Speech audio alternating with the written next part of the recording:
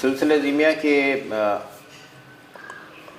پہلے ہم نے کلاس کی تھی سلسلہ زیمیہ کے اغراض و مقاصد پر، اور اس کے بعد پھر قواعد و ضوابط مختلف کلاسوں میں ان پر ہم بات کر رہے ہیں. اور گزشتہ کلاس جو کہ انگلینڈ میں مراقبہ ہال لندن میں گزر گیا تھا، وہاں سے ہوئی تھی، اس میں ہم نے بات کی تھی اپنے پوائنٹ نمبر 10 پہ، یعنی صلاۃ میں اللہ تعالیٰ کے ساتھ ربط قائم کیا جائے. اس کے بعد اب ہے 11ویں نمبر پہ کہ کسی دوسرے سلسلے کے طالب علم یا سالک کو سلسلہ زیمیہ میں طالب کی حیثیت سے قبول کیا جا سکتا ہے بشرطے کہ پیر و مرشد وصال فرما چکے ہیں. اور اسی سے منسلک ہے جو شخص پہلے سے پوائنٹ نمبر 12، جو شخص پہلے سے کسی سلسلے میں بیعت ہو اسے سلسلہ زیمیہ میں بیعت نہ کیا جائے، کیونکہ ایک شخص دو جگہ بیک وقت بیعت نہیں ہو سکتا.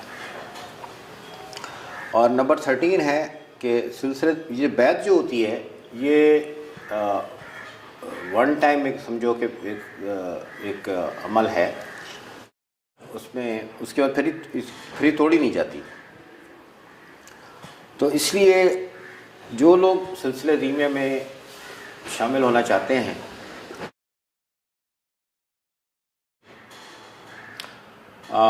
انہیں اچھی طرح سوچ سمجھ لینا چاہیے، اور بیعت کرنے میں کبھی بھی جلد بازی نہیں کرنی چاہیے، کیونکہ بیعت جو ہے نا ایک طرح کا عمر بھر کا ایک معاملہ ہے. تو پہلے اچھی طرح جس درسگاہ میں آپ داخلہ لے رہے ہیں تو اس کے بارے میں پہلے اچھی طرح سمجھ لیں، اچھی طرح غور کر لیں کہ مجھے یہاں ان کے ساتھ شامل ہونا چاہیے نہیں ہونا چاہیے. کوئی جلد بازی نہ کریں، کیونکہ بیعت پھر توڑی نہیں جاتی. تو یہ تقریباً 11، 12، 13 پوائنٹ ایک ہی نقطے کے گرد گھومتے ہیں کہ جو صاحب کسی سلسلے میں ہیں وہ ہمارے سلسلے میں آنا چاہیں، سلسلے زیمیہ میں، اور اپنی تربیت کے لیے، تعلیم کے لیے، اور ان کے پیر و مرشد جن سے انہوں نے بیعت کی تھی وہ وصال فرما چکے ہوں، تو بیعت کرنے میں کبھی جلدی نہ کی جائے. اور جو لوگ بیعت ہونا چاہتے ہیں وہ اس سلسلے کے بارے میں جس میں بیعت ہونا چاہ رہے ہیں اور ان بزرگ کے بارے میں جن کے ہاتھ پہ وہ بیعت ہونا چاہ رہے ہیں پہلے اچھی طرح غور کر لیں، جائزہ لے لیں، اور پھر بیعت ہو. اور ایک شخص دو جگہ بیعت نہیں ہو سکتا، یہ بھی ایک بات ہے کہ بہت سارے لوگ کہتے ہیں میں اس سلسلے میں بھی ہوں، میں اس سلسلے میں بھی ہوں، میں کئی سلاسل میں ہوں. کسی سلسلے سے فیض، دوسرے سلسلے کے بزرگوں سے فیض مل سکتا ہے، یہ ٹھیک ہے، لیکن دو جگہ بیعت نہیں ہوتی. یہ ایسے ہی ہے جیسے آپ ایک یونیورسٹی میں داخلہ لیتے ہیں، تو جب تک آپ اس یونیورسٹی میں ہیں آپ اسی کورس کے لیے دوسری یونیورسٹی میں داخلہ نہیں لے سکتے. یعنی یہ اس مثال سے میں یہ بتانا چاہ رہا ہوں کہ یہ ایسی بات نہیں ہے کہ یہ صرف روحانی سلاسل میں ہی ہوتا ہے. دنیا داری کے جو ادارے ہیں ادھر بھی ایسے ہی ہوتا ہے. ایک بچہ اسکول میں آپ داخل کراتے ہیں کہ اس نے میٹرک کرنا ہے یا او لیول کرنا ہے، تو اس سال میں اس بچے کو دوسرے اسکول میں داخل نہیں کراتے اسی کورس کے لیے. اور اگر آپ یہ کہو گے جی اس نے میٹرک کامرس میں کیا ہے جیسے پاکستان میں ہوتا ہے، اور دوسری جگہ سے اس نے میٹرک آرٹس میں کیا ہے دوسرے اسکول سے، اور دونوں نے ایک ہی بورڈ کا ایک ہی سال میں امتحان دیا ہے، تو وہ جو امتحان ہے وہ ایکسیپٹیبل نہیں ہوتا. ایک وقت میں ایک ہی کورس کیا جاتا ہے، ایک ہی یونیورسٹی سے کیا جاتا ہے. آپ کہو جی میں نے یونیورسٹی سے میں نے بی ایس سی کیا ہے، لیکن پرائیویٹ میں نے اسی سال میں نے بی اے بھی کر لیا ہے، تو یہ کہیں پہ بھی ایکسیپٹیبل نہیں ہوتا. اسی طرح بعض ادارے ہوتے ہیں جہاں پہ آپ کام کر رہے ہوتے ہیں ان اداروں کے ساتھ آپ دوسری جگہ جاب نہیں کر سکتے. بہت ساری سروسز ایسی ہیں جدھر آپ کام کرتے ہیں تو آپ کو جی میں اس ادارے میں بھی کام کرتا ہوں اور میں اس ادارے میں بھی کام کرتا ہوں. نو، وہ الاؤ نہیں ہے. آپ کو اسی ادارے میں کام کرنا ہے. تو یہ بات آپ سمجھ لیں کہ یہ ایسا نہیں ہے کہ یہ صرف سلاسل میں ہی ہے یا روحانی تعلیمات میں ہی ہے یہ پیٹرن، یہ طریقہ کار دنیا داری میں بھی ہے. بہت سارے لوگ اعتراض کرتے ہیں تصوف کے بعض ضابطوں پر یا بعض ہدایات پر، اور وہ کہتے ہیں کہ بھئی یہ کیوں ہے. تو ذرا سا جائزہ لیں. مثال طور پہ یہ کہا جاتا ہے کہ بھئی آپ کو جو ہدایت دی جائے آپ نے اس پر عمل کرنا ہے، بلا چون و چرا عمل کرنا ہے. تو آپ اپنے دفتر میں جو کام کرتے ہیں، اب جس آفس میں آپ کام کرتے ہیں، کسی ادارے میں، کوئی بڑا ادارہ ہے کوئی چھوٹا ادارہ ہے، جتنا بڑا اور جتنا آرگنائز ادارہ ہے وہاں اتنا ہی زیادہ تعمیل کی پابندیاں ہیں. نو تعمیل، کوئی صاحب کہتے ہیں نہیں جی میں تو اس بات کو نہیں مانتا، تو پھر آپ ریزائن کر دیجیے یا آپ نوکری سے برخاست ہو جائیے. ہم دنیا کے دفتروں میں بھی یہی دیکھتے ہیں، دنیا کے اداروں میں بھی یہی دیکھتے ہیں کہ آپ کو اپنے ادارے کی پالیسی پر چلنا ہوتا ہے اور اپنی جو کمانڈ ہوتی ہے اس کی کمانڈ کو فالو کرنا ہوتا ہے، اس کو اوبے کرنا ہوتا ہے. اگر اس سے اوبے نہ کریں تو اس کے کانسیکوینسز ہیں. کہیں کانسیکوینسز یہ ہیں کہ بھئی ملازمت ختم ہو گئی، کہیں کانسیکوینسز یہ ہیں کہ آپ کو سزا دی جاتی ہے حکم نہ ماننے کی. جتنا آرگنائز ادارہ وہاں پہ اتنی زیادہ سختیاں. بعض جگہ جو ادارے ہیں بعض جگہ تو قید کی سزا بھی ملتی ہے عدم تعمیل پر. تو یہ کہنا کہ جی یہ ایک سلسلے میں یہ ایسا کیوں کیا جا رہا ہے، ارے بھائی دنیا داری میں بھی ایسے ہی ہوتا ہے. ادھر بھی آپ ایک رولز اینڈ ریگولیشن ہیں، لمیٹیشنز ہیں اور ان پر عمل کرنا ہوتا ہے. ایک وقت میں آپ 2 امتحان نہیں دے سکتے، ایک وقت میں آپ 2 اداروں میں کام نہیں کر سکتے. سلسلے میں بھی یہی ہے کہ آپ ایک وقت میں دو سلاسل میں بیعت نہیں ہو سکتے، اور بعد میں آپ کسی دوسرے سلسلے میں بطور طالب شامل ہو سکتے ہیں، اور بیعت جو ہے وہ توڑی نہیں جا سکتی. تو اس پہ بھی بہت سارے لوگ کہتے ہیں جی کیوں نہیں توڑی جا سکتی. ارے بھائی دنیا میں بھی ایسے ہوتا ہے.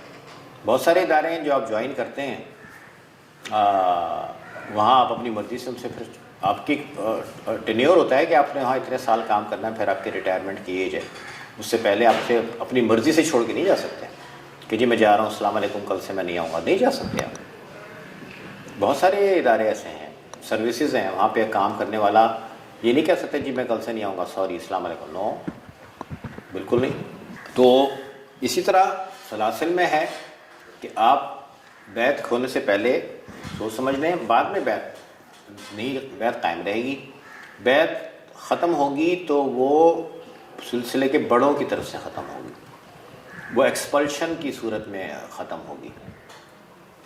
تو اس لیے پہلے خوب اچھی طرح غور کر لیا جائے اور پھر بیعت ہونے کا فیصلہ کیا جائے، اور یہ سوچ کے کیا جائے کہ بھئی میں ایک لائف ٹائم میں ایک کمٹمنٹ کر رہا ہوں.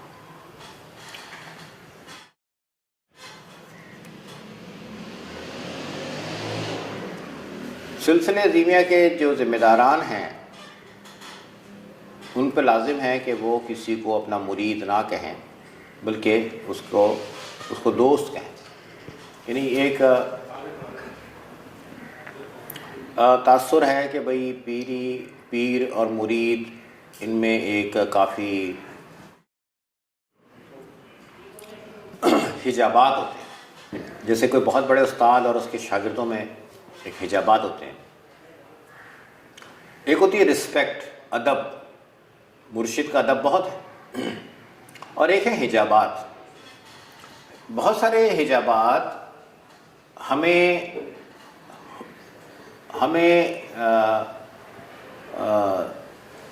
سیکھنے سے اور تعلیم حاصل کرنے سے سیکھنے میں اور تعلیم حاصل کرنے میں حائل ہو جاتے ہیں۔ تو قلندر بابا اولیاء کی یہ خواہش تھی کہ ان کے جو ان سے جو بیچ مرد و خواتین ہیں وہ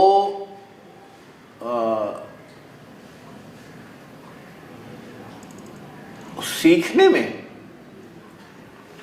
ان سے سیکھنے میں اور سمجھنے میں اس رسپیکٹ کو رکاوٹ نہ سمجھیں، جو ایک استاد کی رسپیکٹ ہوتی ہے اسے رکاوٹ نہ سمجھیں۔ تو بابا صاحب نے یہ فرمایا، قلندر بابا اولیاء نے، کہ بھئی دیکھو، مرید سے ایک کوئی تھوڑا سا کلاس سسٹم سا سمجھ میں آتا ہے کہ یہ پیر صاحب ہیں، یہ مرید ہیں، تو اس سے یہ کوئی پیر صاحب جو ہیں وہ مسند نشین ہوں گے تو باقی ان کے لوگ سب ہاتھ باندھ کے ان کے سامنے کھڑے ہوں گے، اور پیر صاحب نے کچھ فرما دیا تو فرما دیا۔ آپ مطلب یہ کہ ایک جو لرننگ والا پروسیس ہے، اچھی طرح لرننگ والا پروسیس جو ہے وہ اس طرح کے جو پروٹوکولز ہوتے ہیں ان میں اس طرح کے جو پروٹوکولز ہیں اس لرننگ کے پروسیس میں رکاوٹ بنتے ہیں۔ تو اس کے پیش نظر بابا صاحب نے یہ پسند فرمایا کہ کسی قسم کی حاکمیت کا احساس نہ ہو۔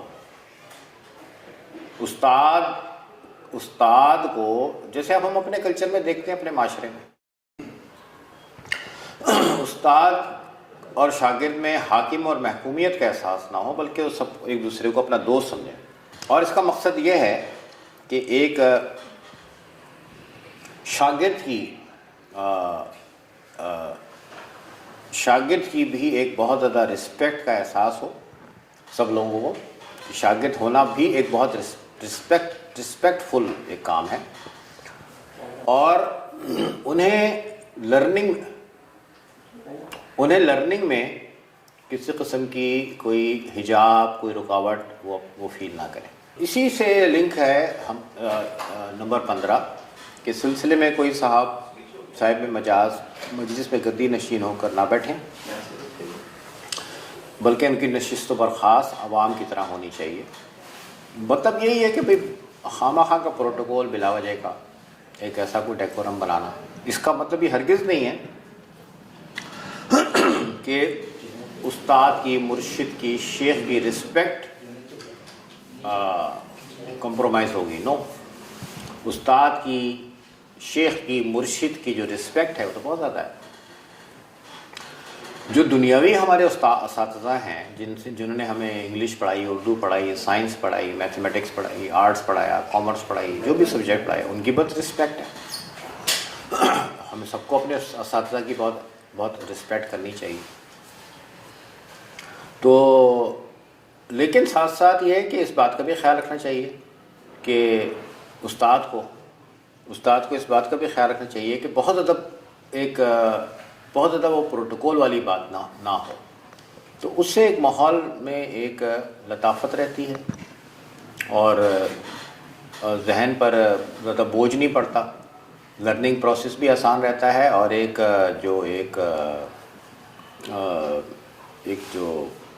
جو مجلس ہے، مجلس کا جو مجموعی ماحول ہے، اس میں بھی ایک ذہن میں ایک لطافت کا احساس رہتا ہے۔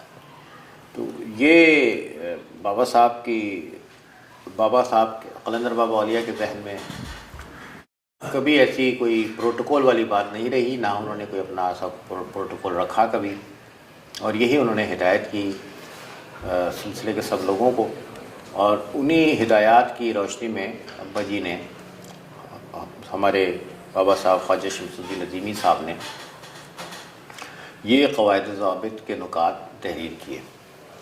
آپ سب کا بہت بہت شکریہ۔ انشاءاللہ تعالی عرس کے بعد 27 جنوری کو بابا صاحب کے عرس کے بعد اور رمضان سے پہلے انشاءاللہ یہ اگلی کلاس ہوگی، اور اس میں پھر ہم مزید نکات پہ بات کریں گے انشاءاللہ تعالی۔ उस वक्त के लिए ये वाला जो सेक्शन है इससे इजाज़त। आप सबका बहुत बहुत शुक्रिया। अस्सलाम वालेकुम।